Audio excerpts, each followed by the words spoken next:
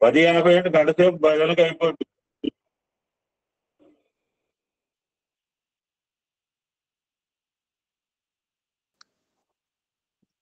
ఓం శ్రీ సాయిరామ్. సర్వదేవతాతీత స్వరూపులు భగవాన్ శ్రీ సత్యసాయి బాబా వారి దివ్య చరణారవిందములకు నమస్కరించుకుంటూ 23/11/1969 భగవాన్ బాబా వారు తమ దివ్య సందేశమును మనకు అందించారు. దాని గురించి అవగాహన చేసుకున్నటువంటి కొన్ని విషయములను అహం సత్యబోధగా సభ్యులతో పంచుకునే అవకాశం ప్రసాదించినటువంటి భగవాన్ బాబా వారికి వందనములు తెలియచేసుకుంటూ, మన గురువు గారైనటువంటి శ్రీ లక్ష్మీనారాయణ గారు వారి శ్రీమతి వరలక్ష్మి దంపతులకు సుమాంజలి తెలియచేసుకుంటూ, ఏఎస్పి సభ్యులకు అందరికీ కూడా హృదయపూర్వక ప్రేమాంజలి సాయిరామ్ చెప్తున్నానండి. నిన్నటి రోజున డాక్టర్ శ్రీమతి జిఎస్ సరస్వతి గారు వివరించినటువంటి అంశంలో సూక్ష్మంగా ఒక్క 4 నిమిషాలు ప్రస్తావించుకుని ముందుకు సాగుదాం. వారు చెప్పినట్టు అంశంలో కొన్ని ఏమిటంటే మానవ ధర్మము, కర్తవ్యము, మర్మముల గురించి తెలియచేశారు. మన కాయము చాలా అల్పమైనది, నీటి బుడగ వంటిది. ఎప్పుడు పేలిపోతుందో ఎక్కడ పేలిపోతుందో తెలియదు. కాబట్టి సత్కర్మల ద్వారా అనంతమైన కాలంలో మన కాయాన్ని లీనం చేసుకోవాలంటే సత్కర్మలతో అమృతత్వాన్ని పొందాలి. తర్వాత పద్యరాజ్యంలో స్వామివారు చెప్పింది ఏమిటంటే జగన్మాత సాయిమాత లలితమ్మయే. ఆ లలితే సాయి రూపంగా మనకు పుట్టపర్తిలో అవతరించారు. వారు శివశక్తి స్వరూపులు. వారు వేదాన్ని, ధర్మాన్ని, మానవులను ఉద్ధరించడానికి అవతరించారు. తర్వాత ఆవిడ చెప్పిన విషయం ఏమిటంటే సత్యానందము నిజమైనటువంటి ఆనందమని, అది సత్యము నుంచే పుడుతుందని, సత్యం నాస్తి పరో ధర్మ అంటే సత్యాన్ని మించిన ధర్మం లేదని తెలియజేశారు.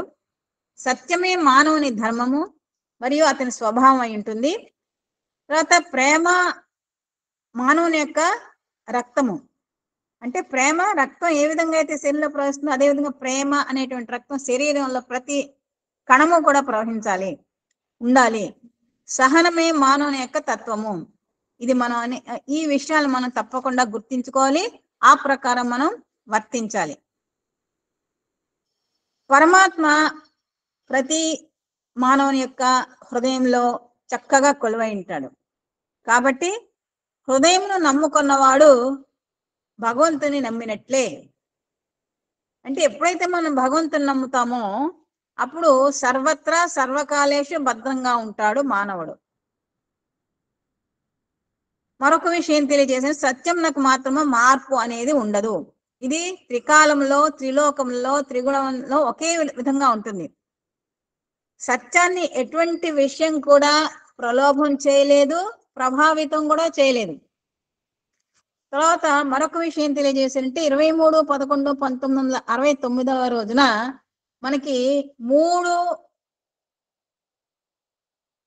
మంచి విషయాలు జరిగాయి. ఏమిటంటే ఆ రోజు కార్తీక పౌర్ణమి. కార్తీక పౌర్ణమి రోజు శ్రీ సత్యనారాయణ స్వామి వ్రతం చేసుకోవడానికి చాలా మంచి రోజు, ఉత్కృష్టమైనటువంటి రోజు అని తెలియజేశారు. తర్వాత ఆ రోజునే గురునానక్ వారి యొక్క జన్మదినం కూడా అయ్యింది. అన్నిటిని మించి మన బాబా వారి పుట్టినరోజు అనమాట. ఈ 3 విషయాలు కూడా ఆ ఒక్క రోజునే మనకి లభించాయంటే ఆ రోజు అంటే 23/11/1969 చాలా చాలా పవిత్రమైన రోజు అని తెలియజేశారు. తర్వాత శరీరాన్ని, కర్మలను పవిత్రం చేయడానికి, సార్థకం చేయడానికి, ఉన్నత స్థితికి, ఆధ్యాత్మికంగా ఉన్నత స్థితికి వెళ్ళటానికి, మనం ఎక్కడి నుంచి వచ్చామో అక్కడికి చేరుకోవడానికి సులభమైనది భగవంతునిచే ప్రసాదించబడినది ఈ మానవ జన్మ మాత్రమే. కాబట్టి నిరంతరం కూడా మనం భగవత్ చింతన, భగవత్ సేవ, భగవత్ ప్రేమ, భగవదానందము ద్వారా మన హృదయం ఎప్పుడు కూడా పవిత్రంగా ఉంచుకోవాలి. కానీ స్వామి చెప్తున్నారు, ఈనాడు మానవుని హృదయమందు ప్రేమ అనేది ఎండమావైపోయింది, దయ కరువైపోయింది. అయితే ఈ విషయాలంటే ప్రేమలోను, కరుణలోను, దయలోను కూడా పశుపక్షాదులే నయం అంటున్నారు స్వామి. మానవునిలో వైషమ్యాలు పెరిగిపోతున్నాయి. దీనికి కారణం ఏంటంటే మానవులో వైషమ్యాలు పెరిగిపోతున్నాయి. రసస్వరూపుడైనటువంటి పరమాత్మ మన హృదయాంతరంలో ఉండగా మనం మధుర రసంగానే ఉండాలి, కానీ నీరసంగా మాత్రం ఉండకూడదు అంటారు స్వామి. మన జీవితం అనేది ఒక నది. ఆ నది తన గమ్యం ఎక్కడి నుంచి వచ్చింది? సముద్రం నుంచి వచ్చింది. తన గమ్యాన్ని చేరుకోవడానికి వివిధ వంకర్లుగా వెళ్తూ ఎన్నో కష్టాలు అనుభవిస్తూ గమ్యాన్ని చేరుకుంటుంది. ఎక్కడి నుంచి వచ్చిందో అక్కడికి చేరుకుంటుంది. అదే విధంగా భగవంతుని అనుగ్రహం అనే సాగరం నుండి మనం వచ్చాం కాబట్టి ఆ సాగరంలో లీనం అయిపోవడానికి మనం ప్రయత్నం చేయాలి, నిరంతరం ప్రయత్నం చేయాలి అనేటువంటి విషయాలు నిన్న మనం తెలుసుకున్నాం. ఈరోజు మనము పేజ్ నెంబర్ 45, అందులో అంశం ఏమిటంటే నిజమైన ఆనందము ఒక్క దైవత్వం నందు తప్ప మరి దేని యందు కానరాదు. మనం అనుకుంటాం ఎన్నో ఆనందాలు ఉన్నాయి మనకు తెలుసు, మనుష్యానందం, దేవానందము, పిత్రానందం ఎన్నో ఉన్నాయి. ఇన్ని లెవెల్స్ లో కూడా నిజమైనటువంటి ఆనందం, బ్రహ్మానందం అది ఒక్క భగవంతుని యందే ఉన్నది, కానీ మరొకరి యందు లేదు. స్వామి ఏం చెప్తున్నారంటే ఈ రోజు లోకంలో ఎంతో మంది ధనవంతులు ఉన్నారు, విద్య నేర్చుకున్నటువంటి వారు ఉన్నారు, బలవంతులు ఉన్నారు, శారీరక మానసిక కుల ఎన్నో బలవంతులు ఉన్నారు, కావలసినంత మంది ధర్మస్వరూపులు కూడా ఉన్నారు. కానీ శాంతమైనటువంటి హృదయాలు మాత్రం ఒక్కరు కూడా కనిపించట్లేదు. మనం ఏ ధనవంతుడి దగ్గరికి వెళ్ళినా, ఏ విద్యావంతుడి దగ్గరికి వెళ్ళినా నువ్వు హ్యాపీగా ఉన్నావంటే లేదండి అని ఎక్కడో ఒక అన్హ్యాపీనెస్ ని తెలియచేస్తుంటాడు అనమాట. దీనికి కారణం ఏంటంటే వాళ్ళు జీవితం అంతా ఈ ధనవంతులు, విద్యావంతులు, బలవంతులు, ధర్మస్వరూపులు వీళ్ళంతా కూడా ఈ ప్రాపంచిక విషయం నుండే తమ శక్తియుక్తులను దారపోస్తున్నారు. కాబట్టి నిజమైనటువంటి ఆనందం ఎక్కడుంటుంది అంటే ఒక్క దైవత్వమునందు తప్ప ఈ ప్రపంచంలో ఏ వస్తువునందు కూడా మనకి కనిపించదు, వినిపించదు, అనుభవించడం. ఒకవేళ అనుభవించిన తత్కాలం మాత్రమే, అదే అశాశ్వతమైనది మాత్రమే. నిజానికి చాలా మంది ధనవంతులు కూడా మనశ్శాంతి లేదనే వాపోతుంటారు. ధనమా వీరికి శాంతినిచ్చేది కాదు. మరి ఎట్టివారైనా ఎన్ని రకముల సంబంధములు కల్పించుకున్నప్పటికీ, ప్రేమ పాసం అభివృద్ధి పరుచుకున్నప్పటికీ లౌకిక ప్రేమ ద్వారా ఏమాత్రమూ శాంతి లేదు. మనకి ఎంతో మంది బంధువులు ఉంటారు, బంధాలు ఉంటాయి, మనం ఎంతో ప్రేమగా ఉంటాం, వాళ్ళు ఎంతో ప్రేమగా ఉంటారు. అయినా మనకి ఎంత ప్రేమగా ఎన్ని రోజులు ఉన్నా కానీ ఏదో ఎప్పుడో ఒకనాడు ఆనందం అనేది లేదు అని మనకి తెలుసుకుంటాం అన్నమాట. శాంతి అనేది మనకి అటువంటి ప్రేమల ద్వారా కూడా పొందలేము. ఈ ప్రేమ అనేది ఆయా సమయాలను బట్టి, ఆయా సందర్భాన్ని బట్టి కలుగుతుంది, తర్వాత పోతుంది అన్నమాట. కాబట్టి అది శాశ్వతమైనటువంటి ప్రేమ కాదు, శాశ్వతమైనటువంటి ఆనందము కాదు. అయితే దేని ద్వారా మనకి శాశ్వతమైనటువంటి ప్రశాంతి, శాంతి, ప్రేమ లభిస్తుందంటే కేవలం భగవత్ ప్రేమ ద్వారా మాత్రమే లభిస్తుంది. ఈనాడు మనం ఎన్నో రకాలైనటువంటి ప్రేమలు చూస్తుంటాం. ఎంతో మంది మధ్యలో ఉన్నటువంటి ప్రేమలు, ఏవో పేర్లు ఉంటాయి వాటికి. కానీ ఈ ప్రేమలన్నీ కూడా క్షణభంగురమైనవే. క్షణముల ప్రేమ మరుక్షణంలోనే కోపం వచ్చేస్తుంది. ఎందుకు వస్తుందో తెలియదు. నెక్స్ట్ మీట్ అసూయ, ద్వేషము ఇట్లాంటివి వచ్చేస్తుంటాయి. మనం పేపర్లో చూస్తుంటాము, నిన్ను ప్రేమించాను అంటాడు, నిన్ను ప్రేమించాను అంటుంది, తర్వాత అమానుష చర్యలు జరుగుతూ ఉంటాయన్నమాట. నిజమైన ప్రేమ ఎప్పుడు త్యాగాన్ని కోరుకుంటుంది. అటువంటి త్యాగం ఎక్కడా లేదు. ఒక్క భగవంతుని ప్రేమ ద్వారానే మనం అది పొందగలుగుతాము. ఇవన్నీ కూడా బాహ్య ప్రేమలు అన్నమాట. అసలు పుట్టక ముందు మనం ఎవరో తల్లికి తెలీదు. కానీ పుట్టిన తర్వాత తల్లికి బిడ్డ ప్రేమ లభిస్తుంది, తల్లికి బిడ్డ ప్రేమ, బిడ్డకి తల్లి ప్రేమ కూడా లభిస్తుంది. ఆ పుట్టక ముందు తల్లి బిడ్డ పైన ప్రేమ ఎక్కడ దాచుకుంటుందో తెలియదు. అదేవిధంగా వివాహం అయిన తర్వాత కూడా భార్యాభర్తలు ఒకరినొకరు ఇష్టపడతారు, ప్రేమ అని అంటారు. దానికి పూర్వం వీరి ప్రేమలు ఎక్కడ ఉంటున్నాయో ఎవరికీ తెలియదు. అలాగే మనం వస్తువులు కొంటాము, వస్తువులు కొనక ముందు ఆ వస్తువు ఏమిటో తెలియదు, ఆ వస్తువు గురించి విన్నప్పటికీ కూడా దాని మీద ఎటువంటి అభిమానము, మమకారం, ప్రేమ ఉండదు. కానీ ఎప్పుడైతే ఆ వస్తువు మనకి ఎవరైనా ఇవ్వటం ద్వారా కానీ మనం కొనటం ద్వారా కానీ లభిస్తుందో దాన్ని భద్రపరుచుకుంటాం. ఎందుకు? ఆ వస్తువుపై మనకి ప్రేమ, ఇష్టము ఉన్నాయి కాబట్టి. ఆ పదార్థం మనకి చిక్కకపోవడము మన యొక్క ఇచ్ఛాశక్తి ఎక్కడ ఉంటుందో తెలీదు. ఇచ్ఛాశక్తి, మోహశక్తి, అనురాగ శక్తి సర్వము ఎక్కడి నుంచి వస్తాయంటే ఆ పరమాత్మ ఇచ్చినటువంటి శక్తులే కానీ వేరు కాదు. అప్పుడప్పుడు మనం కొన్ని కష్టములను, నష్టములను లొంగి భగవత్ చింతనకు దూరం అయిపోతుంటాం. కొన్ని కష్టాలు వస్తే కొందరు ఏం చేస్తారంటే ఆ దేవుడి మందిరానికి వెళ్ళరు, దేవుడికి నిత్య కైంకర్యాలు చెయ్యరు. అంతేకాదండి, కొంతమంది నేను విన్నాను, చూశాను కూడా, ఆ దేవుడు ఫోటోను కూడా తీసి ఎక్కడో పెట్టేస్తారు, మళ్ళీ తీయరన్నమాట. అది నిజమైనటువంటి భక్తి కాదు, నిజమైనటువంటి ప్రేమ కాదు. కాబట్టి కష్టాలకి, నష్టాలకి లొంగిపోయి భగవత్ చింతన దూరం చేసుకోకూడదు. ఇది మనది సరైన తత్వం కాదు, ఇది మానవత్వం కూడా కాదు. కాబట్టి మంచి జరిగినప్పుడేమో 100 ఫోటోలు పెట్టేసుకోవడం, చెడు జరిగినప్పుడు ఒక్క ఫోటో కూడా లేకుండా తీసి పడేయడం అనేది అది అమానుషం.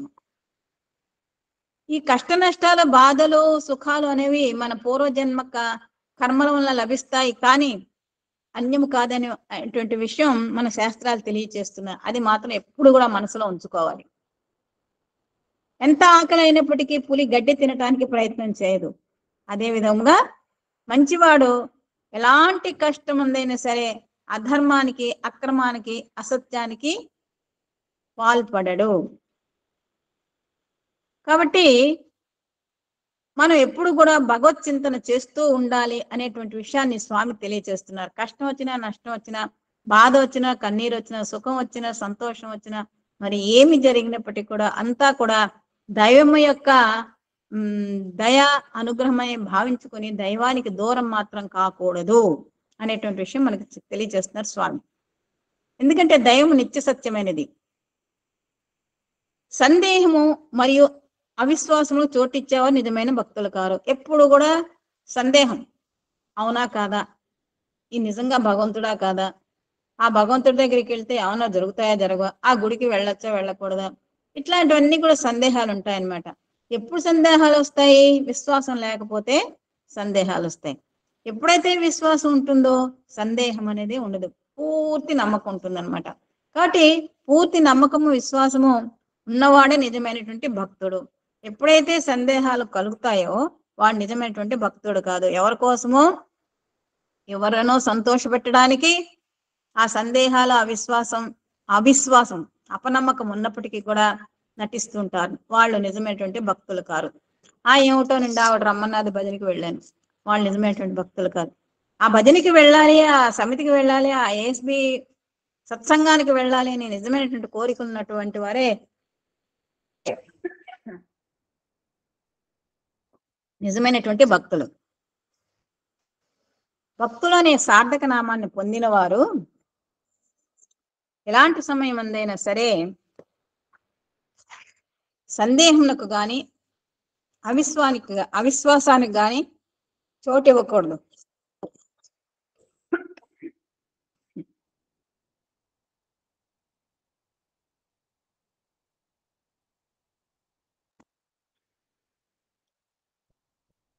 ఇలాంటి వాటికి ఎవరు చోటిస్తారంటే సందేహాలకిను, అవిశ్వానికి తావు ఎవరిస్తారో వాళ్ళు అసలు భక్తులు అనకూడదని మరొక్కసారి నొక్కి ఒక్కాణిస్తున్నారు స్వామి. కష్టంనందు, సుఖనందు కూడా మనం ఏమనంటే నీవే తప్ప నితఃపరం బెరుగనని, నీవు తప్ప అన్యులెవరూ లేరు, మరొకటి అనేది లేదు. కష్టం వచ్చినా అది నీ ప్రసాదమే, సుఖము నీ ప్రసాదమే అని రెండింటినీ సమత్వంగా తీసుకొని హృదయం పవిత్రము చేసుకోవాలన్నమాట. అంటే మనం కష్టాలకి కుంగిపోయి నీరసించిపోయి దుఃఖపడిపోయి అన్నం తినకుండా ఇట్లా అంతా చెయ్యొద్దు. కష్టములు భగవత్ ప్రసాదం స్వీకరించాలి, సుఖాలు కూడా భగవంతునివే. ఈ రెండు కూడా భగవత్ ప్రసాదం అని అనుకుని భగవంతుని మర్చిపోకూడదు. సుఖములందు 3 రకములైన సుఖాలు ఉంటాయని చెప్తున్నారు. ఒకటి సాత్విక సుఖము, రజో సుఖము, తమో సుఖం అని చెప్తున్నారు స్వామి. ఈ సాత్విక సుఖం అనేది మొదట్లో విషమయంగా ఉంటుందంట. క్రమక్రమేణా చివరకు అమృతమయంగా మారిపోతుంది. ఏమిటి విషమయం అంటే? ఏమిటంటే ప్రారంభంలో యమ నియమాది సాధనలు ఆచరించడానికి పూనుకున్నప్పుడు అనేక కష్టములు పడవలసిన సమయం ఏర్పడుతుంది. కొన్ని సమయంలో మన మనసే మన స్వాధీనం లేక చంచలం ఏర్పడుతుంది. ఇది చెయ్యాలా, చేస్తే భగవంతుడు కనిపిస్తాడా, చేస్తే అనుగ్రహం లభిస్తుందా, ఇట్లాంటి సంశయాలన్నీ వస్తాయి, ఇట్లాంటి కష్టాలన్నీ వస్తాయి. సాత్వికమైనటువంటి సుఖం పొందేటప్పుడు అలజడి అల్లాడిపోతుంది అనమాట. మనది ఏదో అలజడి, తెలియని అలజడి. అందువల్ల మనకి అయిష్టత కూడా పెరుగుతుంది అనమాట. కానీ కొన్ని నియమములు సాధన ద్వారా, ధ్యానము జపము ద్వారా, సత్కర్మలు చేయటం వల్ల వీలైనంత వరకు ఓపికతో క్రమక్రమంగా మనం సాధించేటటువంటి అంతిముల అమృతమయంగా మారుతుంది అనమాట. ఇదే సాత్వికము. మొదట కష్టంగా ఉంటుంది, నిష్ఠురంగా ఉంటుంది, బాధ అనిపిస్తుంది, నలుగురు 4 మాటలు అంటారు, వీడొక పిచ్చోడు అంటాడు, వీడికి ఏమీ తెలియదు అంటారు, ఎన్నో మాటలు అంటారు. అవన్నిటిని కూడా మనం లెక్క చేయకుండా మన గమ్యానికి చేరుకోవాలి. అదే సాత్వికము అంటున్నారు స్వామి. మరొక ఉదాహరణ కూడా, మొట్టమొదట చెరుకుని చక్కెరగా చేయాలి అని అనుకున్నప్పుడు దాన్ని ఏం చేయాలి? గానుగలో వేసి పిప్పి, అంటే పూర్వకాలం గానుగలు అండి, ఇప్పుడైతే మెషిన్స్ వచ్చేసాయి అనుకోండి, వేసి పిప్పి చేసి పెనములో వేసి అగ్ని ద్వారా సంస్కరింప చేసిన తర్వాతనే అది చిరస్థాయి అయిన అతి మధురమైన చక్కెరగా తయారవుతుంది. అదేవిధంగా మంచి బంగారం అయినప్పుడు కూడా 24 క్యారెట్స్ ప్యూర్ గోల్డ్ అని అన్నప్పటికీ అది కంసాలికి నగ చేయమని ఇచ్చినప్పుడు ఆ కంసాలి దాన్ని ఎన్నో రకాల బాధలు పెడతాడు. ఏమంటాడు? ముందు దాన్ని కరగతీస్తాడు, అగ్నిలో వేస్తాడు, ఆ తర్వాత దాన్ని ఒకటో కొడతాడు, సాగదీస్తాడు, తీస్తాడు, అన్ని కష్టాలు పడుతుంది. కష్టాలు పడిన తర్వాత చక్కటి అందమైనటువంటి ఒక నగగా తయారవుతుంది అనమాట. నగగా తయారైనప్పుడు ఇంక అందరూ దాన్ని కావాలి అనేటువంటి ఒక కోరికలతో చూసి ఆనందించేటువంటి ఒక తత్వాన్ని పెంచుకుంటారనమాట. అదేవిధంగా మన హృదయం కూడా భగవంతునికి ప్రీతికరమైన హృదయానికి హత్తుకునేటువంటి చిత్తముగా తయారు చేసుకోవాలనుకున్నప్పుడు మనం కొన్ని కష్టాలు, నిందలు, నిష్టములు అనేటువంటి నిష్ఠూరాలు అనేటువంటివి తప్పకుండా జరుగుతూ ఉంటాయి. వాటిని వదిలిపెట్టకూడదు. దానికి ఉదాహరణ మనకి మన భక్తులు, మన దేశంలో ఉన్నటువంటి భక్తులు, భక్త రామదాసు, వీళ్ళంతా కూడా ఎన్నో కష్టాలు, నష్టాలు, బాధలు అనుభవించారు, కన్నీరు కార్చారు, ఇంట్లో వాళ్ళతో కూడా చేత్కరించుకున్నారు. అయినప్పటికీ కూడా వాళ్ళు భగవంతుని వదలలేదు. భగవంతానికి వదలకుండా భగవంత్ ప్రేమను పెంచుకుని ఆ ప్రేమను పంచుకున్నప్పుడు వాళ్ళు నిజమైనటువంటి సార్థకత పొంది, అమృతత్వాన్ని పొంది ఈనాటికి కూడా వారిని మనం తలుచుకుంటున్నాం అన్నమాట. ఇక్కడ ఈ సందర్భంలో స్వామివారు చెప్పినటువంటి పద్యాన్ని మన గౌరవనీయులు పూజ్యులు అయినటువంటి కామరాజ్ అనిల్ కుమార్ గారు తమ ప్రసంగంలో ఎన్నోసార్లు ఉటంకించారనమాట. దాన్ని ఇప్పుడు మీ ముందుంచడానికి ప్రయత్నం చేస్తున్నాను. హెచ్చుగా సంపదలొచ్చిన గాని, ఏనుగు గుర్రము నెక్కిన గాని, పిచ్చోడని పేరొచ్చిన గాని, ప్రేమతో పెద్దలు పొగడిన కాని, దేవుని మరువకురా, ఉన్నది దైవము ఒక్కడురా. దుష్ట జనులు దూషించిన గాని, దోషరహితుడై ఉండిన గాని, కష్టములెన్నో వచ్చిన గాని, కాయము వ్యాధుల చిక్కిన గాని, దైవమును వదలకురా, ఉన్నది దైవము ఒక్కడురా. యోగాభ్యాసము చేసిన గాని భాగవతాదుల చూచిన గాని పండితుడని బిరుదులిచ్చిన గాని పాపిష్టివాడని అనుకున్నను గాని దేవుని వదలకురా ఉన్నది దైవము ఒక్కడురా. నిందలకు లోబడి నిలిచిన గాని నిండు చదువులే చదివిన గాని నిండు కుండవై ఉండుమురా నీవు ఎండిన కుండగా ఉండకురా. దైవము వదలకురా ఉన్నది దైవము ఒక్కడురా. అంటే ఉండేది ఒకే ఒక్క దైవం. మనం ఆ దైవ ప్రేమ పొందడానికి దైవను ప్రేమిస్తూ దైవ సాన్నిధ్యానికి ప్రయాణం చేస్తున్నప్పుడు మనకి ఇట్లాంటి కష్టాలు, నష్టాలు, బాధలు, కన్నీరు, దిగదుడుపులు, నిష్ఠూరాలు ఒకటే ఉంటాయి. అన్ని విధమైన కష్టాలు వస్తాయి. మనం అంతేకాదు వీడు మహాపండితుడు, వీడు గొప్పోడు అని చెప్పి ఊరేగిస్తారు, ఎన్నో చేస్తారు, అటు చేస్తారు ఇటు చేస్తారు. ఏది చేసినా సరే మనం తామరాకు పై నీటి బొట్టులాగా దేనికి చలించకుండా మన గమ్యం ఏమిటో అంటే భగవంతుని ప్రేమించడం, భగవంతుని దగ్గరికి వెళ్ళటం, భగవంతుని చేరుకోవడం. ఆ గమ్యం వరకే మనం ప్రయాణం చేయాలని స్వామి తెలియజేస్తున్నారు. భగవంతుని యందు అవిశ్వాసమునకు మూల కారణము మానవుని ఇంద్రియముల యొక్క బలహీనతే అని చెప్తున్నారు. భగవంతుని ఎళ్ళ మనకి విశ్వాసం పోతూ ఉంటుంది. దీనికి కారణం ఏమిటి అంటే ఇంద్రియ లోలత్వమే. ఇంద్రియాలని సాటిస్ఫై చేయాలి అని అనుకోవడమే. ఎప్పుడు ఇంద్రియాల కంట్రోల్లో ఉంటాయండి? మనసును కంట్రోల్ ఉన్నప్పుడే ఇంద్రియాల కంట్రోల్ ఉంటాయి. కాబట్టి మనసును కంట్రోల్ చేసుకోవాలన్నమాట. కష్టము లేకుండా భగవంతునికి సమీపుడు కావాలంటే అది సాధ్యము కాదు. మనం ఏదైనా ఒక ఊరు వెళ్ళాలంటే ఎన్నో కష్టాలు. స్టేషన్కి వెళ్ళాలి, ఏదో వాహనం ద్వారా స్టేషన్కి వెళ్ళాలి, అక్కడేమో ఎంతో మంది జనం, వాళ్ళని తోసుకుంటూ ఆ బస్సో ట్రైనో ఏదో ఎక్కాలి. రిజర్వేషన్ లేదనుకోండి, 3rd క్లాస్ కంపార్ట్మెంట్ అనుకోండి, ఎన్నో కష్టాలు. ఆ కంపార్ట్మెంట్ లో సుఖంగా ఉంటుందా? ఉండదు. ఇలాగ ఎన్నో కష్టాలు పడి చివరికి అది దిగేటప్పుడు కూడా జాగ్రత్తగా దిగా, లేకపోతే ఇంకేదో జరుగుతుంది, తర్వాత మళ్ళీ ఏదో వాహనం చేసి గమ్యం. ఈ విధంగా ఎన్నో కష్టాలు అనేది ఉంటాయండి, సుఖం అనేది ఉండదు. కానీ సుఖం కోరేవారు నిజమైన భక్తులు కాదు. ఇదే సాత్వికమైనటువంటి మార్గము. సాత్వికులకి అందరికీ కూడా ప్రథమంలో ఇందాక మనం స్వామి చెప్పారు కదా, ఎన్నో కష్టంగా అనుభవించాల్సి వస్తుంది. రాజసిక మార్గం మాత్రం మొదట అమృతంగా కనిపిస్తుంది. రాజసిక మార్గం మాత్రం మొదట చాలా బాగా అనిపిస్తుంది. అంటే ఏమిటంటే ఇంద్రియ వాంఛలను అనుభవించే సమయమందు వాడు అనేక సుఖములు అనుభవించినట్లుగా ఉంటుంది అనమాట. ఇప్పుడు ఏదో చూడాలనుకుంటాము, దాన్ని చూసినంతసేపు ఎంతో ఆనందంగా ఉంటుంది. ఏదో వినాలనుకుంటాం మ్యూజిక్, అది విన్నంతసేపు చాలా బాగుంటుంది. ఎంతసేపు వింటామండి? వినగా వినగా ఏమవుతుంది, కొంచెం వెగట వస్తుంది అనమాట. కాబట్టి ఇవన్నీ ఆ ఇంద్రియములు అనిపించే. అలాగే ఏదైనా మనకి ఇష్టమైన పదార్థం తిన్నాం అనుకున్నాం, 1, 2, 3, 4, 10 తింటాం, ఆ తర్వాత వాంతికి వస్తుంది అనమాట. సో విరక్తి అనేది తప్పకుండా కలుగుతుంది. ఏంటి? ఇంద్రియ సుఖాల్లో తప్పకుండా విరక్తి అనేది వచ్చేస్తుంది అనమాట. అదే ఇంద్రియ సుఖాలను వదిలేసి భగవంతుని పట్టుకున్నాను అనుకుంటే విరక్తి రాదు, అనురక్తి, అనురాగం ఇంకా పెరిగిపోతాయి అనమాట. కాబట్టి స్వామి ఇంకా ఏం చెప్తున్నారంటే, ఈనాడు బిజినెస్ లో దండిగా ధనం వచ్చిందంటే ఆహా ఎంత ఆదాయం వచ్చిందని ఉత్సాహపడుతుంటారు. ఉత్సాహం పడడమే కాదు, ఒక అకౌంట్ బుక్స్ ఉంటుందిగా, లెక్కల పుస్తకంలో లెక్కలు రాసుకుంటారు. అప్పుడు ఏం చేస్తాడు, ఒక ఇన్కమ్ ట్యాక్స్ వాడు వస్తాడు కదా, ఆదాయ పన్ను వాడు వచ్చి ఆదాయం మీద పన్ను వేస్తాడని భయం అనమాట. అంచేత ఎక్కడ ఎగ్జామ్షన్ దొరుకుతుంది, ఎక్కడ లూప్ హోల్ దొరుకుతుందని పట్టుకుంటారు అనమాట. పట్టుకుని ఆ లూప్ హోల్ కోసం చూసి వచ్చిన ధనాంతా ఆ పక్కదారులకు తోసేసి ఇన్కమ్ ట్యాక్స్ తక్కువ కడతారు అనమాట. అంటే ఒకటి ధనం సంపాదించేటప్పుడు ఆనందంగా ఉంటుంది, పోయేటప్పుడు బాధ వేస్తుంది అనమాట. అదేవిధంగా దేహ సంబంధమైన సుఖాలు అనుభవించే సమయంలో చాలా హాయిగా ఉంటుంది. తర్వాత మాత్రం బలహీనుడై క్రమక్రమేణ జీవితంలో విసిగెత్తి ధర్మమన్నా దైవమన్నా కొంతవరకు అతనికి అవిశ్వాసం ఏర్పడుతుంది. ఇప్పుడు దేహ సంబంధమైన సుఖాలు చూడండి, ఇప్పుడు ప్రతి ఇంట్లో కూడా ఈనాడు ఎయిర్ కండిషన్ ఉంటుంది, టీవీ ఉంటుంది.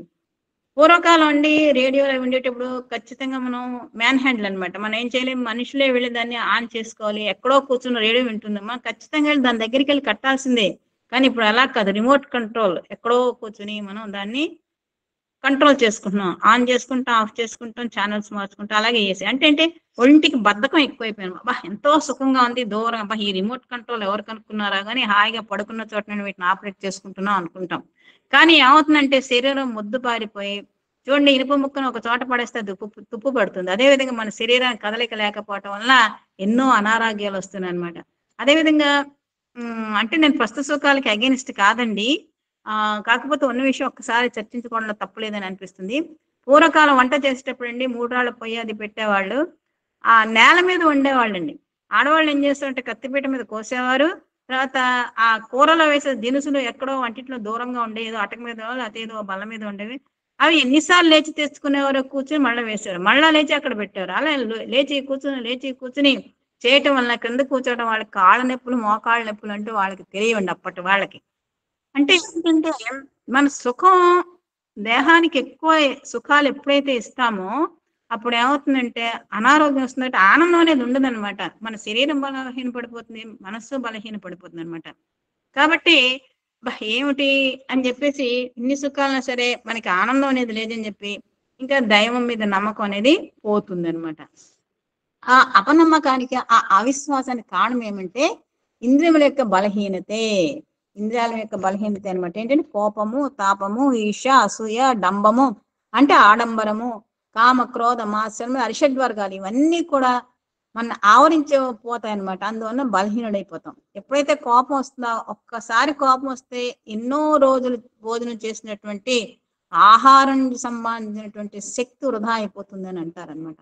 అందువల్ల కోపం వచ్చినప్పుడు సాధ్యమైనంత వరకు కంట్రోల్ చేసుకోవాలి. లేదంటే ఆ కోపం వల్ల వచ్చేటువంటి శక్తిని సద్వినియోగం చేసుకోవాలండి.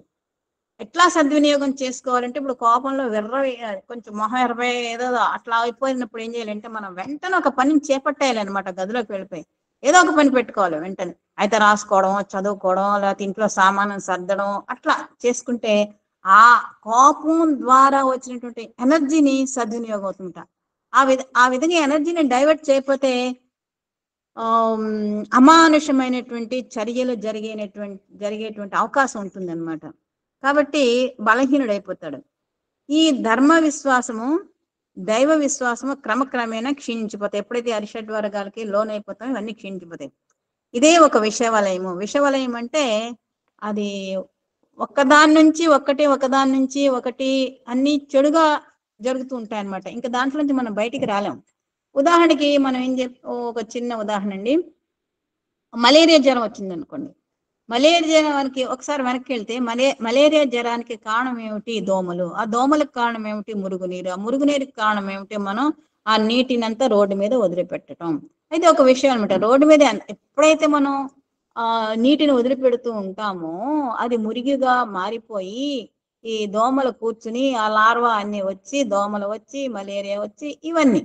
కాబట్టి ఈ విషయాల నుంచి మనం తప్పించుకోవాలి. అదే విధంగా ఈ కోపము, తాపము, అరిషట్ వర్గాలనేటువంటి విషవలయంలో చిక్కున్నట్టు దాంట్లోంచి బయటికి రావడం అనేది చాలా కష్టం అండి. చాలా శ్రమ పడాలన్నమాట. ప్రథమంలో మనకి ఇది చాలా హ్యాపీగా ఉంటుంది అనమాట. కానీ ఇది చాలా విషంగా మారిపోతుంది అనమాట. అదేవిధంగా రజోగుణం, ఇదే రజోగుణం అనమాట. ఇంకా తామసిక గుణాన్ని గురించి చెప్తున్నారు. ప్రారంభంలో గాని చివరైందు గాని సుఖము ఏమాత్రము ఉండదు. మొదట్లో మనకి సుఖం ఉండదు, చివర కూడా సుఖం ఉండదంట. ఆనందం అనేది ఉండదు. తినేవాడు కన్నులు మూసుకొని తింటూనే ఉంటాడు. అక్కడ ఏముందో వాడికి తెలుసు కాబట్టి కళ్ళు మూసుకొని హాయిగా తింటూ ఉంటాడు. తిన్న తర్వాత తట్ట దగ్గరే పడుకొని నిద్రపోవచ్చును. అతిగా తింటే అంటే లేవటం కూడా బద్ధకం వేసి అక్కడే నిద్రపోతాడంట. ప్రస్తుతం అట్లాంటి జరగట్లేదు, ఒకనొకప్పుడు జరిగేవి. వీనికి తినటం ఎందు ఆనందం లేదు, నిద్ర ఎందు ఆనందం లేదు, జీవితమే శూన్యంగా మారిపోతుంది. ఇట్లా అంటే తట్టయిందంటే తినగానే కొంతమంది మనసు ఎక్కేసి నిద్రపోతాడు. అయితే నిద్రలో ఆనందం ఉందా లేదు, తినడంలో ఆనందం ఉందా లేదు. ఒకసారి లేచి చూసుకుంటే అసలు జీవితం అంతా ఏమిటి తిని పడుకోవడమేనా అనిపిస్తుంది అనమాట. జీవితం ఒక శూన్యంగా ఉంటుంది, అంధకారం లాగా అయిపోతుంది అనమాట. అంధకారం ఉన్నటువంటి మానవునికి ఏ పదార్థము కనిపించదు, గోచరం. గుడ్డివానికి ఎంత పెద్ద పవర్ఫుల్ బల్బులు పెట్టినప్పటికీ కూడా అతను అంధకారమే ఉంటుంది, కానీ అతనికి వెలుగు అనేది కనిపించదు. ఆ విధంగా ఈ తామసికమైనటువంటి సుఖంలో ఈ విధంగా చీకటిగానే ఉంటుందన్నమాట. కాబట్టి మనం ఇటువంటి ఆనందం కోసం మనం వెంపర్లాడకూడదు. ఇవన్నీ కూడా తత్కాలమే, అవి క్షణభంగురాలే. ఇంద్రియ సుఖాన్ని ఎప్పుడు కూడా ఆచరించుకోవాలి, దాన్ని కంట్రోల్ పెట్టుకోవాలి. అంతవరకే. భగవంతుడు హృదయవాసి, నిరంతరం నా హృదయం అందే ఉంటున్నాడని భావించి సత్కర్మ చేయడానికి పూనుకోవాలి. భగవంతుడు ఎక్కడో లేడు, నా హృదయంలో ఉన్నాడని అనుకోవాలి కాదు, ఉన్నాడు కూడాను. కాబట్టి మనం భగవంతుడు ఎప్పుడు కూడా మనం చేసే పనులు చూస్తూ ఉంటాడని గమనించాలి, తెలుసుకోవాలి, నమ్మాలి. కాబట్టి ఎవరి కళ్ళు మూసినా మోయొచ్చు కానీ భగవంతుని కళ్ళు మాత్రం మోయలేము అనేటువంటి విషయాన్ని తెలియచేయడానికి మనం ఎన్నో కథలు బాల వికాసంలో చెప్పామండి. కాబట్టి భగవంతుడు తెలియనిది, భగవంతుడు లేనిది, భగవంతుడి పరిజ్ఞానంలో లేనిది అంటూ ఏమీ లేదనమాట. అటువంటి సర్వవ్యాపైన సర్వశక్తిమంతుడైనటువంటి దైవాన్ని గుర్తించలేని వాడు మహా ప్రశాంతమైన వాతావరణం నందు ప్రశాంతి స్వరూపమైన పరమాత్మ వెలుస్తున్నా కూడాను చూడలేక వారి కన్నులు అంధకార బంధురమైన కన్నులుగానే ఉండిపోతాయి అన్నమాట. ఎప్పుడైతే భగవంతుని ఇటువంటి పరమాత్మను చూడలేకపోతాడో వాడు కన్నులు ఉన్నా కానీ ఆ కన్నులు కాదు, అవి ఆ చిన్న రంధ్రాల్లాగా అని అనుకోవచ్చు అనమాట. కావున భగవంతుడు హృదయవాసి అనే సత్యాన్ని గుర్తించాలి. నిరంతరం భగవంతుడు నా హృదయమందే ఉన్నాడని భావించి సత్కర్మ చేయడానికి పూనుకోవాలి. మనం చేసే ప్రతి పని, మాట్లాడే ప్రతి మాట, చూసే ప్రతి చూపు కూడా భగవంతుడు చూస్తున్నాడు, గమనిస్తున్నాడు. చేసే ప్రతి ఆలోచన కూడా భగవంతుడు గమనిస్తున్నాడు అనేటువంటి ఎరుకను కలిగి ఉండాలి. అదే జ్ఞానము. ధనార్జన కోసమని కానీ, పదవుల కోసమని కానీ, సుఖముల కొరకు కానీ ప్రాకులాడటం జీవితంలో ఒక భాగం మాత్రమే అని భావించాలి. నిజమే, కొంత పదం ఉండాలి, కొంత ధనం కూడా ఆర్జించాలి, కొంతవరకు సుఖంగా, కానీ అది ఒక భాగం మాత్రమే. మన జీవితంలో 100 భాగాలంటే కనీసం ఈ 3ను కూడా ఒక 30% వేసుకుని మిగిలిన 70% ఇంకా ఏదో చేయాలన్నమాట. వీటన్నిటికీ అంతిమ లక్ష్యం భగవంతుని అనుగ్రహం పొందటమని మనము విశ్వసించాలి. అయితే ఇవన్నీ సుఖాలు, పదవులు, ధనార్జన ఇవన్నీ ఒక మీన్స్ అన్నమాట. ఆ మీన్స్ ద్వారా మనం గమ్యాన్ని పొందాలి. ఆ గమ్యం ఏంటి? భగవంతుని చేరుకోవాలి. అది లేకపోతే ఎన్ని ఉండినప్పటికీ నిష్ప్రయోజనం. ఎంత సంపాదించినా కూడా ఏమీ ప్రయోజనం ఉండదు. కన్నులు అప్పుడు ఏమంటే భగవంతుని చూడలేకపోతే, పరమాత్మను చూడలేకపోతే బల్బుల్లాగా ఉండిపోతాయి. కానీ ముఖము చూస్తే తేజోమయంగా ఉంటున్నది, రూపం చూస్తే అందచందములో ఉట్టిపడుతున్నాయి. ఏమి ప్రయోజనం? ఇవన్నీ శ్వాస లేని జీవితం అంటుంది అనమాట. చాలా అందంగా ఉంటాడు అనమాట. కానీ శ్వాస లేకపోతే ఎందుకు పనికొస్తున్నాడు? శివం కాస్త శవం అయిపోతుంది అనమాట. ఆ స్వస్వరూపంలోనే సోహం అనే తత్వం లోపల పరమాత్ముడు ఈ కాయము లోపల ఉండి సంచరిస్తూ ఉంటున్నాడు. నకసిక పర్యంతరం సంచరించేటువంటి స్వస్వరూపమైనటువంటి ఏ శ్వాస కలదో అదే నీ ఆరాధ్య దైవము అంటే సోహం. అదే ప్రాణోపాసన, ప్రణవోపాసన అని శృతి అంటే వేదాలు చెప్తున్నాయి అనమాట. కాబట్టి మన ప్రాణమును ప్రధాన లక్ష్యముగా తీసుకొని నీ ప్రాణమును ఆ ప్రాణములో లీనము గావించుకునే ప్రయత్నం చేయాలి. ఈ ఆత్మని పరమాత్మలో లీనం చేసేటువంటి మనం ప్రయత్నం చేయాలి. ఒక చిన్న నీటి చుక్క చూడు, వర్ష బిందువు తీసుకోండి. అది పెద్ద సముద్రంలో చేరింది అనుకోండి. చేరితే దాని స్వస్వరూపాన్ని పోతుంది, దాని రుచిని పోతుంది, దాని ఆకారాన్ని కోల్పోతుంది. కోల్పోయి ఏమవుతుంది? సముద్రంలో లీనమైపోయే సముద్ర స్వరూపాన్ని పొందుతుంది. సముద్రంలో నీరు ఏ విధంగా రుచిగా ఉంటుందో ఆ రుచినే పొందుతుంది అనమాట. అదే విధంగా ఈ సూక్ష్మమైనటువంటి భౌతికమైనటువంటి అనుమాత్రమైనటువంటి జీవతత్వమును అఖండమైనటువంటి పరమాత్మ తత్వము లోపల లయముందించినామంటే మన జీవితం కూడా దైవ స్వరూపంగా మారటానికి అవకాశం ఉన్నది. ఇప్పుడు చిన్న కొవ్వొత్తిని వెలిగించామనుకోండి, అక్కడ పెద్ద లైట్ పెట్టేట్టుగా ఆ కాంతిలో ఈ కాంతి లీనమైపోతుంది అనమాట. అప్పుడు ఈ కొవ్వొత్తి కాంతి మనకి చాలా బాగా పట్టి చూస్తే కనపడుతుంది, కదా కనిపించదు. అదే విధంగా మనం భగవంతుల్లో లీనం అయిపోవడానికి ప్రయత్నం చేస్తూ ఉండాలి అనమాట. నరుడు నారాయణుడు కావటానికి, మానవుడు మాధవుడు కావటానికి, జనుడు జనార్దనుడు కావటానికి ఒక్క మానవ జన్మయ్య అనుకూలమైనది. మానవ జన్మలోనే మనకి ఎన్నో అనుకూలతలు ఇచ్చారు. వాటన్నింటినీ సద్వినియోగం చేసుకుని మనం మాధవుడుగా మారాలి. కనుక రాజసిక తామసిక తత్వముల్లో కూడా సాత్విక తత్వం అభివృద్ధి పరుచుకుని హృదయ ప్రశాంతి భావన మిళితం చేసుకుని ప్రశాంత జీవితం గడుపుతూ సమాజానికి మార్గదర్శకులుగా మీరు తయారు కావాలని నేను ఆశిస్తున్నాను. స్వామి చెప్తున్నారు.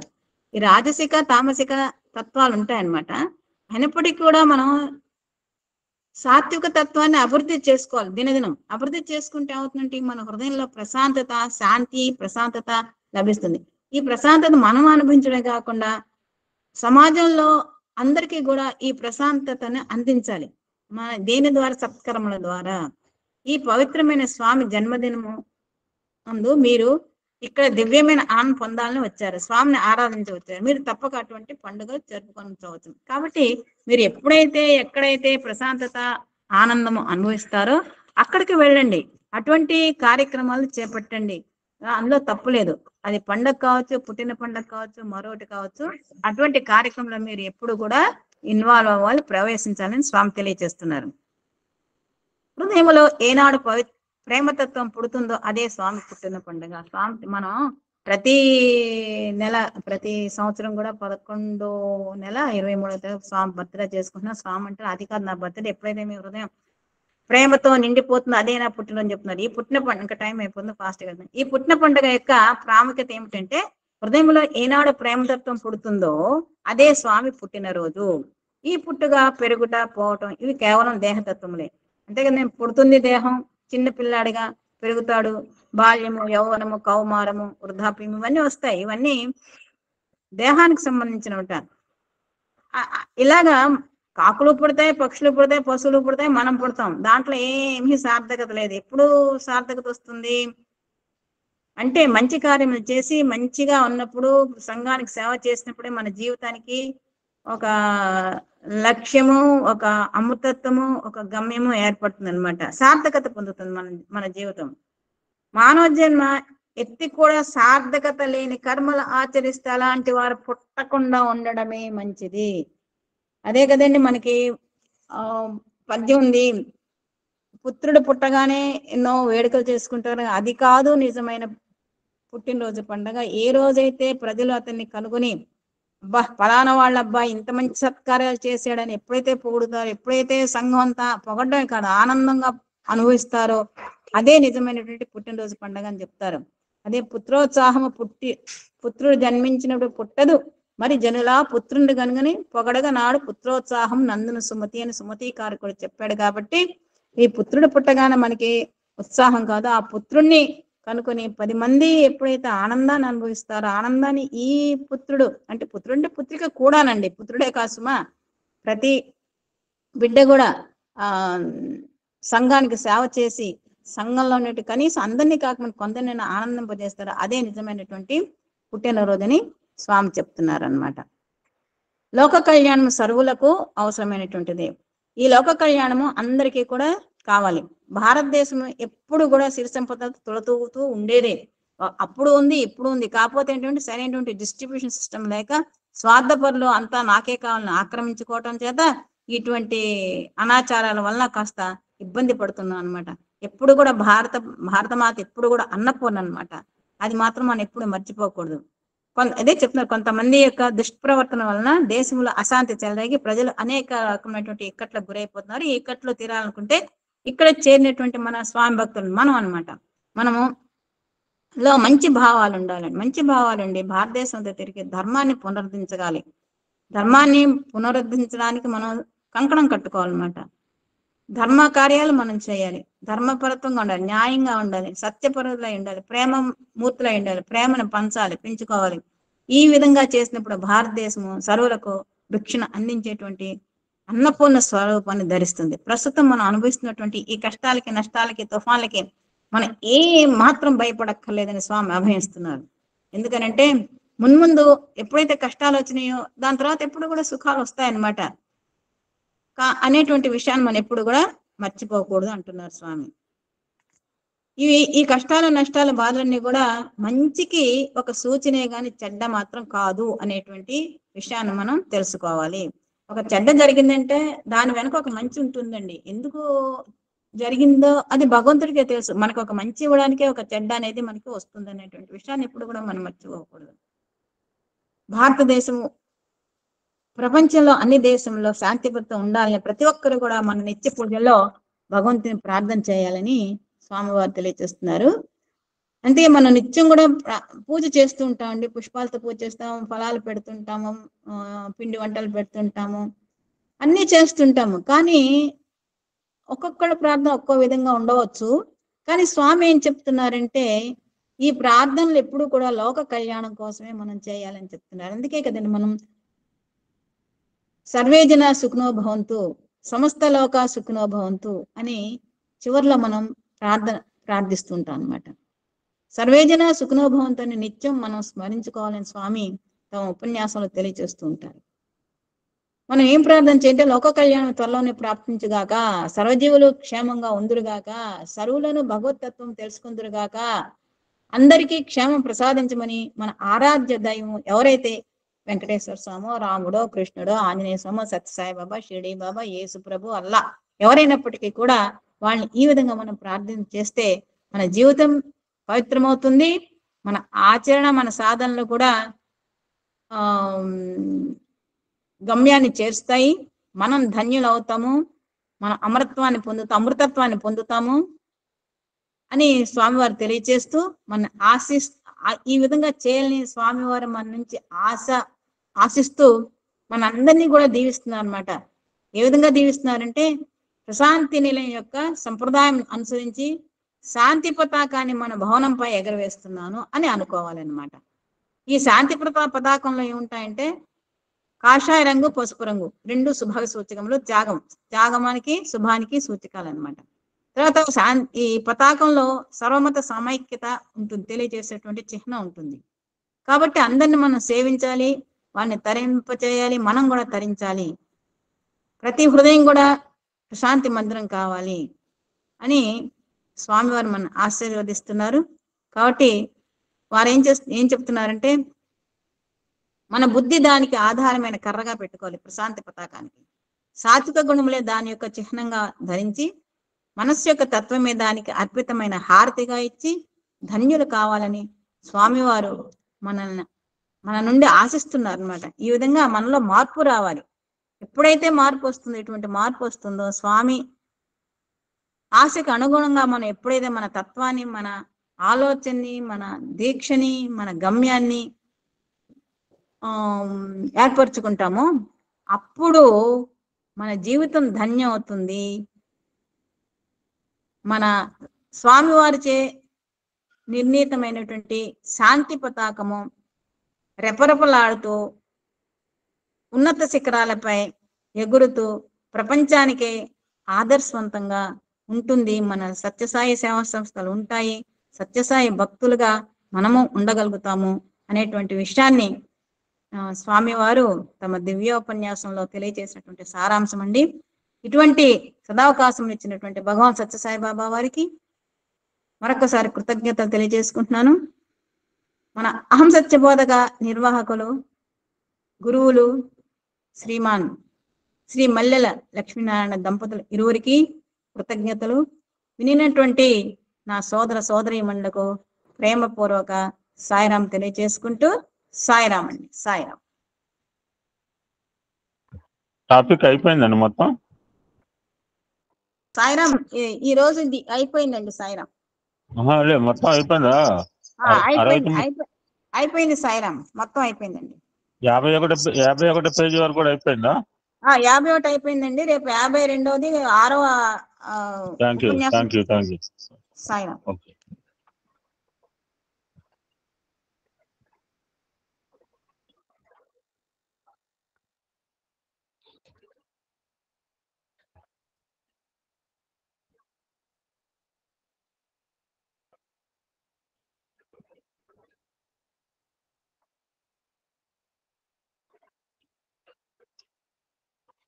ఓం శ్రీ సాయిరాం.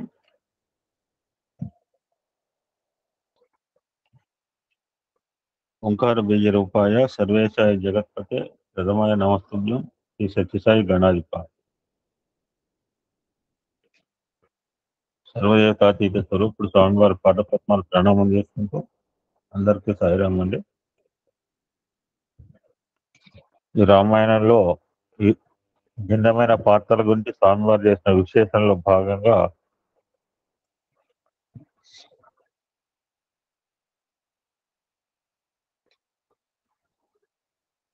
ఈరోజు ఆరోగ్యం సహకరించట్లేదు మాకు. చూద్దాం. నిన్న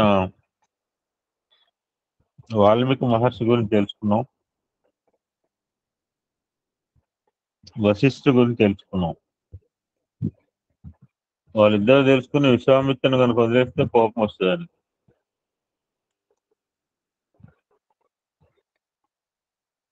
సో విశ్వామిత్రుడి గురించి స్వామివారు ఏం చెప్పారో కొన్ని విషయాలు తెలుసుకునే ప్రయత్నం చేద్దాం. స్వామివారు ఆయన స్వదస్తుడితో రాసిన లెటర్ అనమాట ఇది.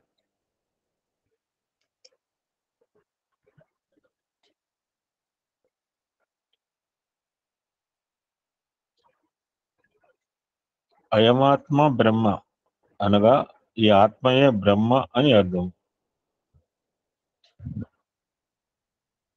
ఈ ఆత్మ ఏదియో కాదు, నీ యందు నా యందు సర్వుల యందు సకల చరాచర ప్రపంచమంతా కూడాను సర్వవ్యాపియే ఉన్నటువంటి ఆత్మయే బ్రహ్మ అని దీని యొక్క అంతరార్థం. అయమాత్మ బ్రహ్మ అంటే అది.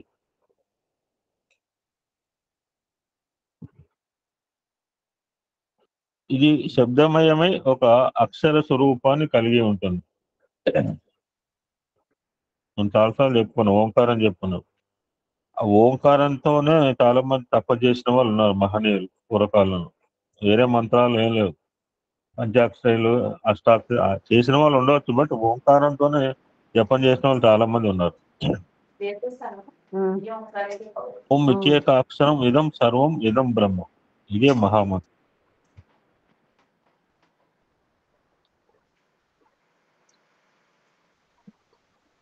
ఇది ఏకాక్షరం అయినప్పటికీ కూడా 4 అవస్థలతో కూడి ఉంటుందని చెప్తున్నారు స్వామి. మొదటి ప్రస్తుతం మనం జాగ్రత్త అవస్థలో ఉన్నాం, రెండవది స్వప్నావస్థ,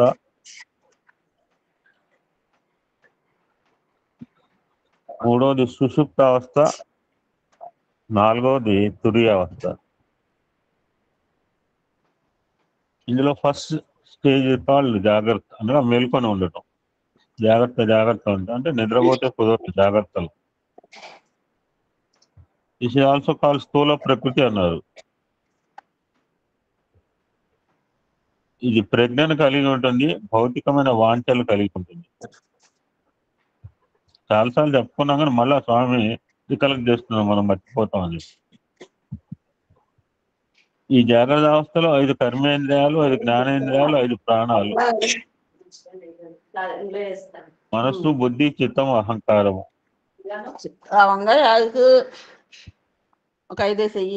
ఈ 15 + 4 19 ఫేసెస్ కలిగి ఉంటుంది.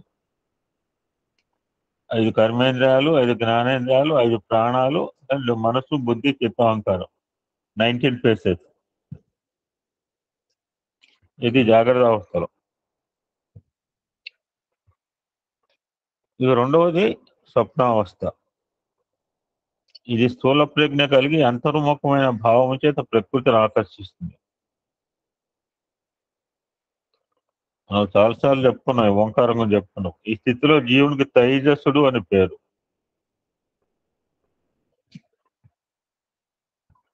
ఈ స్వప్నావస్థ లోపల జాగ్రత్త అవస్థలో అనుభవించిన అనుభూతిని మనస్సునందు వాసన రూపంలో చేర్చుకొని ఉంటుంది.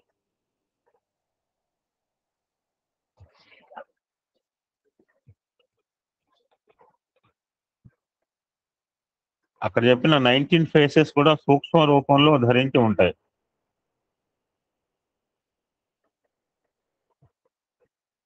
ఇందులో మనస్సు మనోమయ కోశంలో, బుద్ధి ప్రాణమయ కోశంలో ఇమిడి ఉంటుంది అని చెప్తున్నారు. ఆల్మోస్ట్ జాగ్రత్త స్వప్నావస్థ రెండు కూడా ఒకదానికొకటి సరి సమానంగా ఉంటాయంటున్నారు Swami. Other two are totally different. మిగిలిన రెండు కూడా ఈ రెండింటికి డిఫరెంట్ గా ఉంటాయి.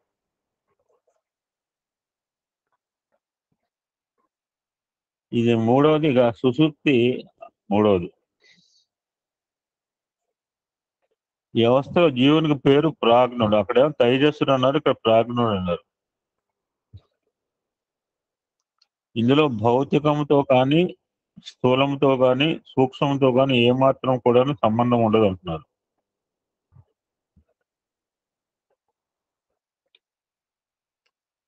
ఇది కేవలము ఒక విధమైన ఘటాకాశం అన్నారు. అంటే ఘటంలోని ఆకాశం ఘటాన్ని వదిలినప్పుడు ఏ విధంగా మహాకాశంగా రూపొందుతుందో, అదేవిధంగా మనస్సును, బుద్ధిని వదిలిన జీవుడు ఆత్మను చేరి ఉంటాడు.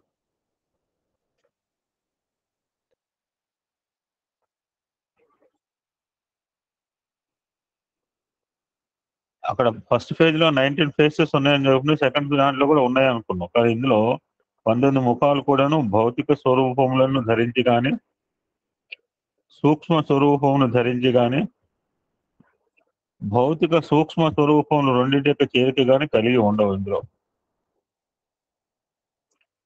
ఇందులో ఇంద్రియములు ఏమాత్రము పనిచేయవు. ఇది ఒక మహా పవిత్రమైనటువంటి థర్డ్ స్టేజ్, సుషుప్తి.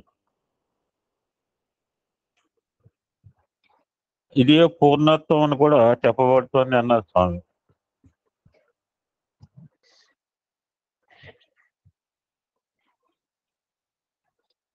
ఇంకా నాలుగవది తురియ అవస్థ.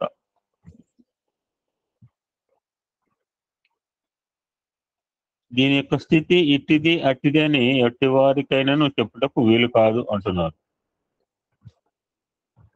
ఇది సంపూర్ణమైన ఆత్మతత్వముగా రూపొంది ఉంటుంది. మన కన్నులను మనం ఏ రీతిగా చూడలేమో ఆ విధంగా ఆత్మను చూచుటకు ఏమాత్రము వీలు లేదు.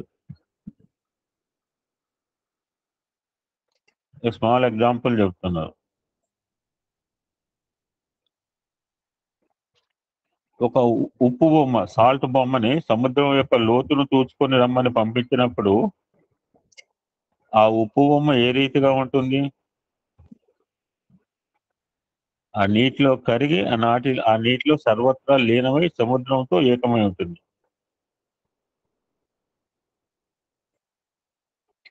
అదే విధంగానే ఆత్మ అన్వేషణ కోసం వెళ్ళిన జీవుడు ఆత్మయందే లీనమై సంపూర్ణమైన స్వరూపాన్ని పొంది ఉంటాడు.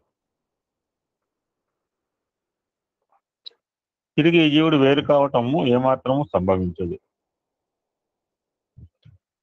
ఇది సర్వాంతర్యామి యొక్క తత్వం అంటున్నారు. అదే సర్వభూతాంతరాత్మ యొక్క ప్రజ్ఞ అంటున్నారు. ఇది ప్రజ్ఞానం బ్రహ్మ అని చెప్పబడుతుంది. 4 వాక్యాలు చూద్దాం. మళ్ళీ ఒక ఎస్సే ఉంది ఎప్పుడైనా.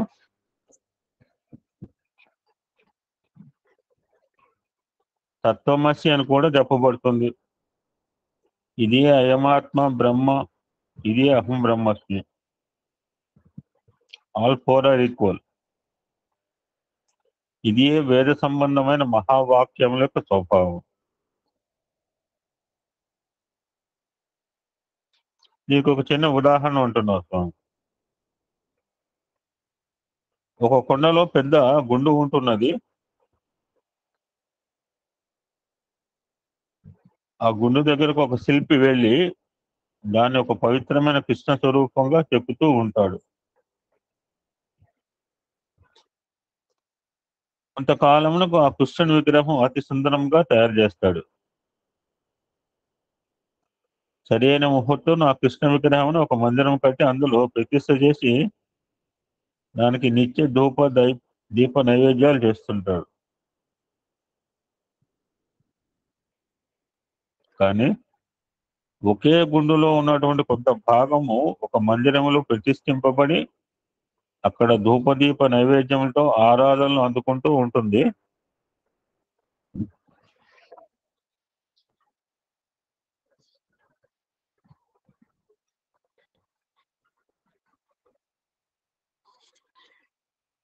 ఇంకా ఆ గుండు నందు మిగిలిన చిన్న చిన్న మొక్కలు ఆ గుట్ట పడి ఉంటున్నాయి. ఆ గుట్టకు ఆరాధన కానీ, నైవేద్యం కానీ, ధూపదీపం కానీ ఏమాత్రం కూడాను జరుపుటలేదు.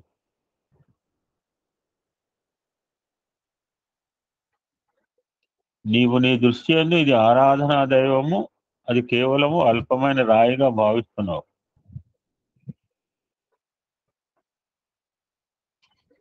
ఆ రాయి స్వభావము అట్టిది కాదు. ఆ ముక్క మిగిలిపోయిన ముక్క రాయి చెప్తుంటారు తత్వమసి అని. అంటే ఆ దేవాలయంలో ప్రతిష్ఠింపబడిన కృష్ణుని రూపం నాదే. ఆ గుండులో ఉన్న ఒక భాగం ఆరాధన దైవం గాను, మరి ఒక భాగం అల్పం గాను మనకు గోచరిస్తున్నది. కానీ ఇది కల్పితమైన ఆరాధన స్వరూపం అన్నారు.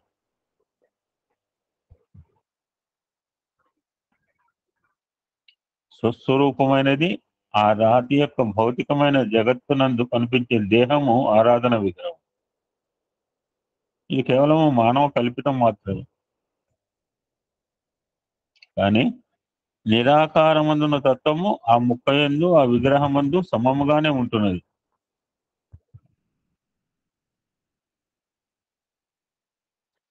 ఫర్ ఎగ్జాంపుల్, ఈ స్వస్వరూపమైన రాతిని కొట్టిన, సౌందర్యవంతమైన శ్రీకృష్ణుని విగ్రహం కొట్టిన, రెండింటి ఎందుకు కూడా శబ్దం ఏకంగానే వినిపిస్తుంది.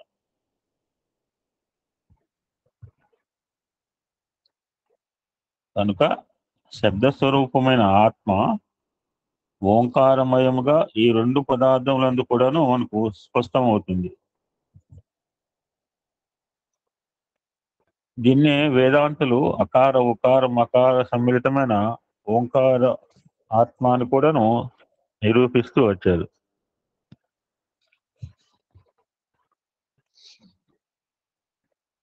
భౌతిక దేహమైన విష్ణుని యందు, సూక్ష్మ దేహమైన తైజస్సుని యందు, కారణభూతమైన కారణదేహమైన ఆత్మ యందు కూడా ఒకే విధమైన ఓంకారము ఇమిడి ఉంటున్నది. డిఎంఏ. కనుక విశ్వడు కావచ్చు, తేజస్సుడు కావచ్చు, ప్రాజ్ఞుడు కావచ్చు, మూడింటి కూడాను సమర్థమైన ఆత్మతత్వం ఓంకారం కనుకనే ఎంత కూడా విశ్వామిత్రకి రిలేటెడ్ అండి. Not only Vishwamitra. రిపీట్. కనుక విశ్వడు, తైజస్సుడు, ప్రాజ్ఞుడు మూడింటి కూడాను సమర్థమైన ఆత్మతత్వం ఓంకారం కనుకనే అటువంటి ప్రజ్ఞానం అనేటటువంటిది సర్వులయందు ఉంటున్నదనే సత్యాన్ని గుర్తించినాడు విశ్వామిత్రుడు. ఇంత నేరేషన్ చెప్తారు విశ్వామిత్రుడు యొక్క ఇంట్రడక్షన్ గురించి. అంటే ఆయన సమదర్శి అనమాట. సర్వుల్లో ఉన్న ప్రజ్ఞ ఒకటే అని సత్యాన్ని గుర్తించిన వాడు విశ్వామిత్రుడు అంటూ స్వామి ఇంట్రడక్షన్ మొదలుపెట్టారు.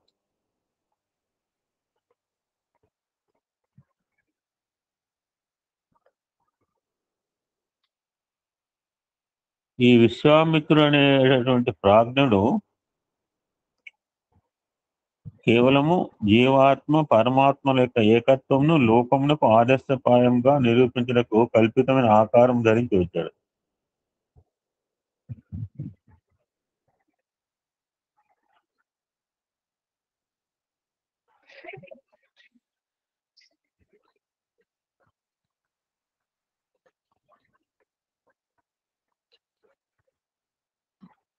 మనము రామాయణంలోని కొన్ని ఘట్టములు విచారించినప్పుడు దశరథుని దగ్గరకు వచ్చి ఆయన కుమారులను తన యజ్ఞ సంరక్షణకి పంపించమని కోరిన సందర్భమున ప్రారంభమైంది విశ్వామిత్రుని స్వరూపం.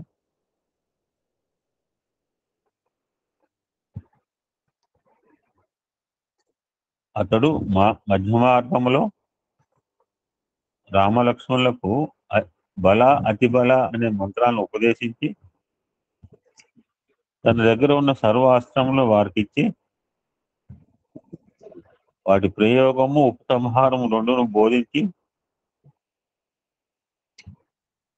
యజ్ఞ సంరక్షణ అయిన తర్వాత వారిని మిథిలాపురం కొనిపోయినాడు.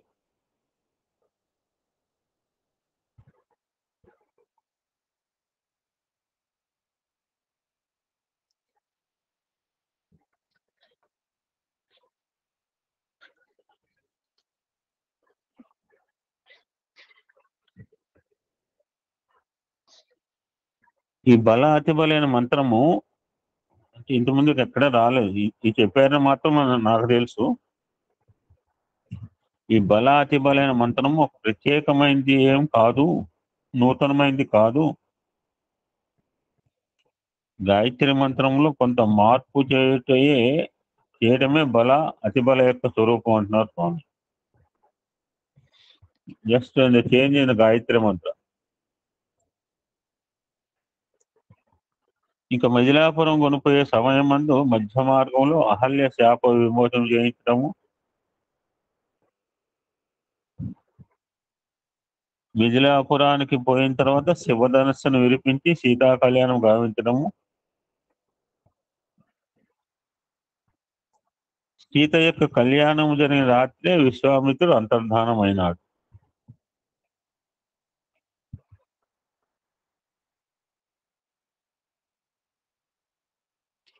ఎక్కడ కూడాను కనిపించలేదు. కనుక ఈ విశ్వామిత్రుని యొక్క కథ ఎక్కడ ప్రారంభమైంది? రామలక్ష్మణులు తన వెంట తీసుకొని పోవటం దగ్గర ప్రారంభమైంది. తదుపరి రాక్షస సంహారము కావించటము,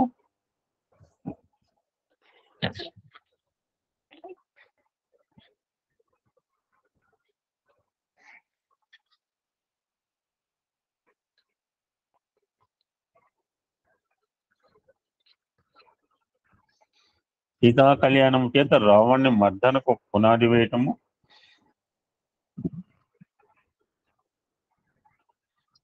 కనుక దశరథుని దగ్గరికి వచ్చినప్పుడు ఇతడు విశ్వడు. బల అతి బలైన మంత్రం బోధించినప్పుడు తైజస్సుడు. జీవాత్మ పరమాత్మ అయిన సీతారామ కళ్యాణం గావించడం అతడే ప్రాజ్ఞుడు.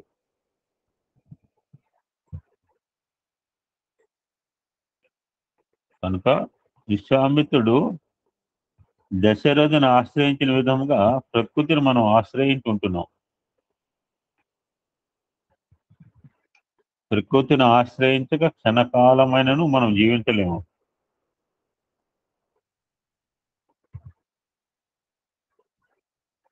కనుక అట్టి స్థితి అని మనం ఒక అణుమాత్రమైన స్వరూపులం.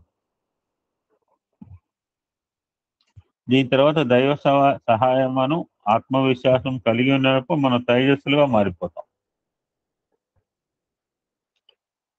ఆత్మవిశ్వాసంతోనే పోనీయక ఆత్మ సందర్శనానికే ప్రాకులాడినప్పుడు, అట్టి ఆత్మ సందర్శనం పొందినప్పుడు మనమే ప్రాజ్ఞులు అవుతాం. మళ్ళీ 4 self confidence, self satisfaction, self realisation. ఎప్పుడైతే మనకు ఆత్మ సందర్శనం అయిందో విల్ బికమ్ ప్రాజ్ఞ.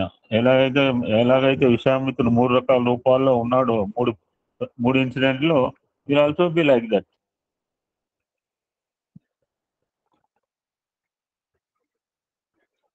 ఇట్టి పవిత్రమైన ప్రాజ్ఞ స్థితి పొందినవాడు కనుకనే విశ్వామిత్రుడు కేవలము సాక్షాత్ నారాయణమూర్తి అయిన శ్రీరామచంద్రుని చేత కూడా సేవలు చేయించుకున్నాడు.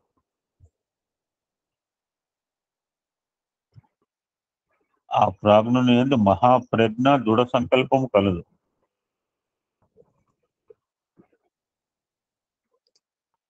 అది చెలించనటువంటిది,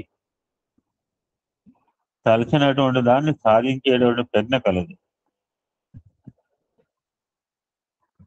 వశిష్ఠుల వారితో ద్వేషం కలిగించుకొని అంతవరకు రాజర్షి అని పిలువబడుతున్న విశ్వామిత్రుడు వశిష్ఠుల నోటితోనే బ్రహ్మర్షి అని పిలిపించుకోవడం దీక్ష పట్టాడు.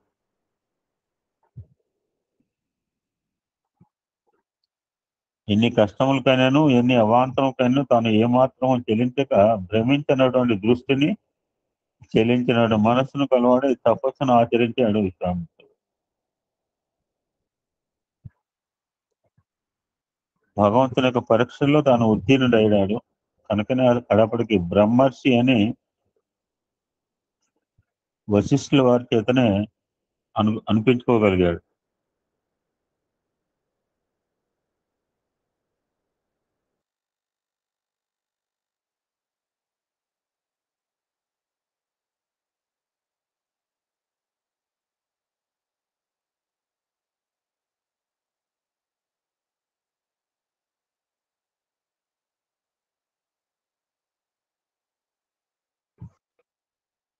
ఒక పౌర్ణమి నాడు వశిష్ఠుడు చల్లని చక్కని వెన్నెల్లో అరుంధతిలో ఒక గుట్టపై కూర్చుని ఉండగా అతన్ని ఏ విధంగానైనా హతమార్చాలని విశ్వామిత్రుల వారు చక్కని ఖడ్గము తీసుకుని వెళ్ళి ఆ కొండ దగ్గరలో ఒక పొదలో దాగి ఉన్నాడు. అతని శిరస్సు ఖండించడానికి అన్ని విధాలుగా విశ్వామిత్రుడు సిద్ధంగా ఉన్నాడు. ఈ సమయంలో వశిష్ఠ అరుంధతులు సంభాషించుకుంటున్నారు.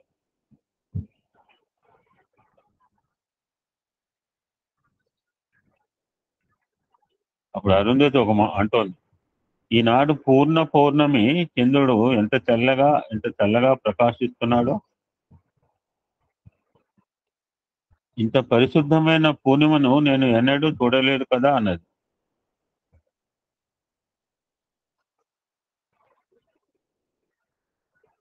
ఇప్పుడు వశిష్ఠుడు అంటారనమాట, అవును అరుంధతి, ఈ పవిత్రత, చల్లదనము, ఈ పరిశుద్ధత విశ్వామిత్రుని తపశక్తి వల్లనే అన్నాడు. చూడండి, ఈ మాట వినేటప్పటికీ విశ్వామిత్రుని హృదయం చాలా మార్పు చెందినది.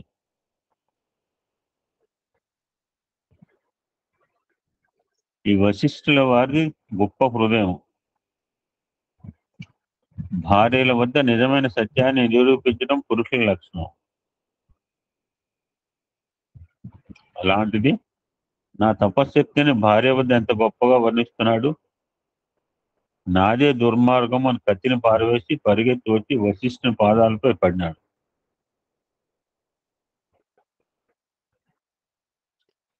ఈ దృశ్యం చూసిన వశిష్ఠుల వారు బ్రహ్మర్షి లెమ్ము అని అన్నాడు.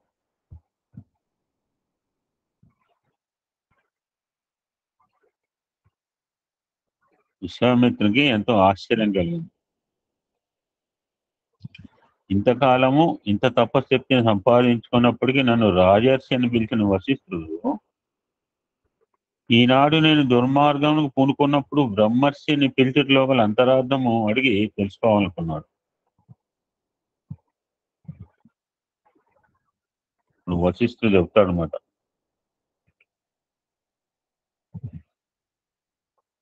ఏ విశ్వామిత్ర, ఇంతకాలము నీ నఖశిఖ పర్యంతము అహంకారం నిండి ఉన్నది. నువ్వు ఎవరికి తల వంచే వాడవు కాదు, లొంగేటటువంటి వాడు కాదు. ఈ విధమైన అహంకారం చేత నీవు స్వేచ్ఛా విహారం కలుపుతూ వచ్చావు.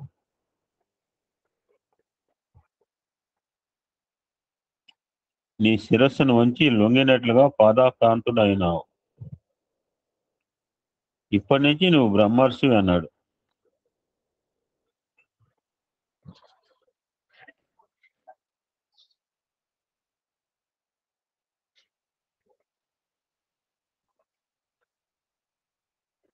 స్వామి,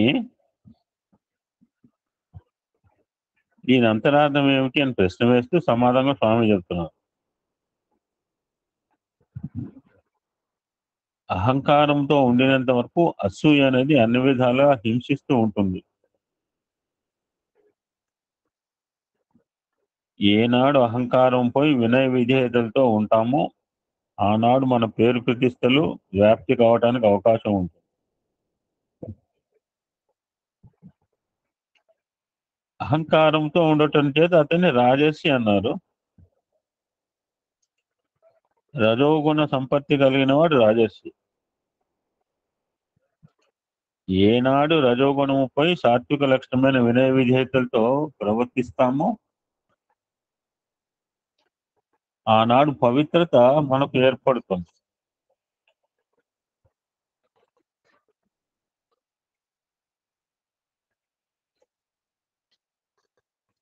క్రమక్రమేణా మనము వినయ విధేయతలతో ప్రవర్తించడానికి ప్రయత్నిస్తే మన హృదయానికి అహంకార అసూయలు సాధ్యమైనందుకు దూరం చేయడానికి అవకాశం ఉంటుంది. తాము కంక్లూడ్ చేస్తున్నారు ఈ రోజు. విశ్వామిత్రుడు అంటే విశ్వానికే మిత్రుడు. Is friend for the entire universe. విశ్వాసమే మనకు మిత్రుడు అనేటువంటి తత్వాన్ని ప్రబోధించిన వాడు విశ్వామిత్రుడు. One more definition. విశ్వామిత్రుడు లోకములు చాటిన మహావాక్యాల్లో గాయత్రి మంత్రం ప్రధానమైంది. ఎవరు చేయొచ్చు అంటే సర్వ మతముల వారికి, సర్వ దేశముల వారికి, సర్వ అవస్థలకు, సర్వ వర్ణములకు కూడాను ఇది సమత్వమైనటువంటిదని, సమన్వయమైన తత్వం అని నిరూపించాడు. ఇది కేవలము బుద్ధికి సంబంధించి, నాట్ రిలేటెడ్ టు రిలీజియన్. ఏ మతస్థులైనా బుద్ధిగా ఉండాలి కదండి. ఏ మతమైనా బుద్ధి లేదంటే బుద్ధి లేకుండా ఉండాలని చెప్పిందా? So this Gayatri relate to our intellect, బుద్ధి ప్రదాత గాయత్రి అని నేను హెడ్డింగ్ పెట్టాను. నాకు గాయత్రి మంత్రం మంచి టైటిల్ స్వామి ఇచ్చారు. బుద్ధి ప్రదాత గాయత్రి. ఇది కేవలము బుద్ధికి సంబంధించి మాత్రమే తప్ప మతానికి సంబంధించింది కాదు. ధియో యోన ప్రచోదయాత్, ఇది దిస్ ఈజ్ ఫైనల్. అంటే నా బుద్ధి యొక్క బలాన్ని వికసింపజేసి అజ్ఞానం అనే చీకటిని దూరం చేసి ప్రజ్ఞానం వెలుతుల్లో నా యొక్క తత్వాన్ని నిరూపించడం కోరి. ఇది ప్రార్థన, ధ్యానము, వర్ణం. భూర్భువస్సు తత్సర్వితురుడేను భర్గో దేవస్య ధీమహి. అంటే ఓ త్రికాలముందులో ఉన్నటువంటి పరమాత్మ, త్రిలోకాల్లో ఉన్న పరమాత్మ, త్రిగుణములందటి పరమాత్మ, మూడు మూడు త్రీలు అన్నమాట. త్రికాలములు, త్రిలోకములు, త్రిగుణములు. నా యొక్క అజ్ఞానం అనే చీకటిని పారద్రోలు దిశి. ఓం భూర్భువస్సు తత్సర్వితురుడేను భర్గో దేవస్య ధీమహి.